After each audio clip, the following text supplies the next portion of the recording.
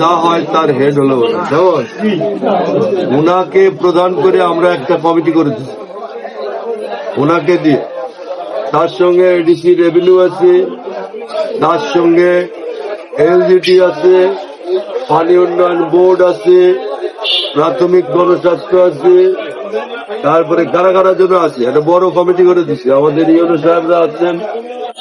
একটা কমিটি করা হয়েছে যে এই কমিটি এই পয়লা বৈশাখ বাড়ায় গেলে এরা এদের কাজ শুরু করবে।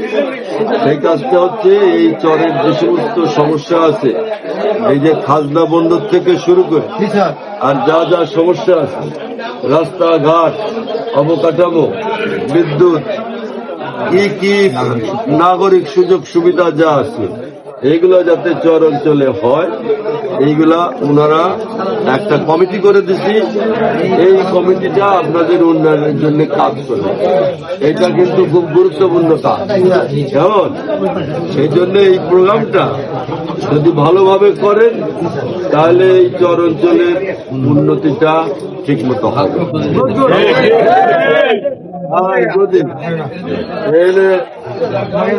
তৎকাতকি মারামারি গুতাগুতি ঢেঙা ডেঙি করেন তাহলে কিন্তু এখানে কিছু হবে না ভাই।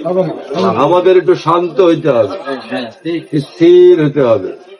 আমাদের মিজাজ ভারী চড়া, কেমন? কথায় কথায় আমরা শিখে যাই নাকি? তুই তো শিখে যাই, কথায় কথায় আমরা শিখে যাই। ব্যথা ব্যারাম বন্ধ করা লাগবে, কেমন? আমাদের শান্ত হইতে হবে। কোনো ঝামেলা হইলে আমি তো আছি, যদি কারো পছন্দ না হয় তাহলে আমার তো দরজা খোলা, আমার কাছে যেতে হবে। ভাই এটা হয়েছে, আগে নিজেরা চেষ্টা করতে হবে সমস্যার সমাধান করার জন্য।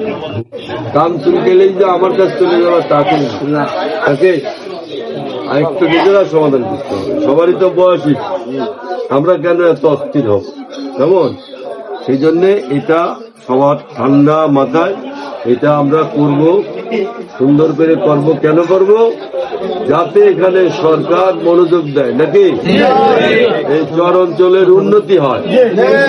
আমাদের অনেক বড় পরিকল্পনা আছে এই চর অঞ্চলে। কেমন? যদি আপনারা শান্তভাবে সহযোগিতা করেন, সঙ্গে থাকেন। আমাদের পিয়নো সাহেব খুবই করিতকর্মা মানুষ একজন, উনি আপনাদের সর্বাত্মক সাহায্য করেন। কেমন?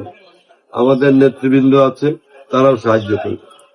এখন কথা হচ্ছে যে এইটা করার জন্য আপনার আমি চাচ্ছি, দেখেন এটা কিন্তু বাংলাদেশে মাত্র 10টা জায়গায় হচ্ছে।